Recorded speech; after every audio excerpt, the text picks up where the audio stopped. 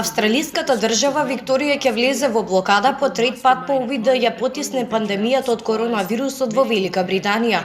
Официјални лица оваа недела открие 13 случаи кои произлегуваат од работник во карантин кој се заразил во хотел во Мелбурн. Заклучувањето ќе започне во петок на полноќ и ќе заврши во среда. Сепак владата соопшти дека тенискиот турнир Австралија Опен ќе продолжи во главниот град на државата Мелбурн. Нагледачите ќе им бидат забрането да присуствуваат на настанот од саботата, што претходно дозволуваше до 30.000 посетители на ден. Билетите ќе бидат вратени, изјави директорот на турнирот Крейг Тајли.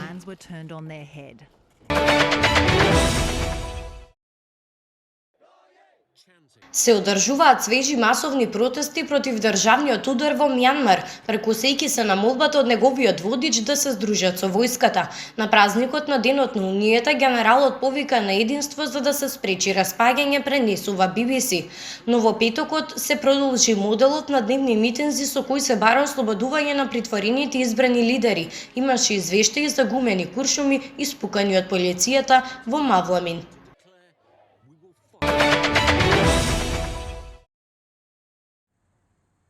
Кина забрани емитување на BBC World News во земјата, објави во четвртокот нејзиниот регулатор за телевизија и радио.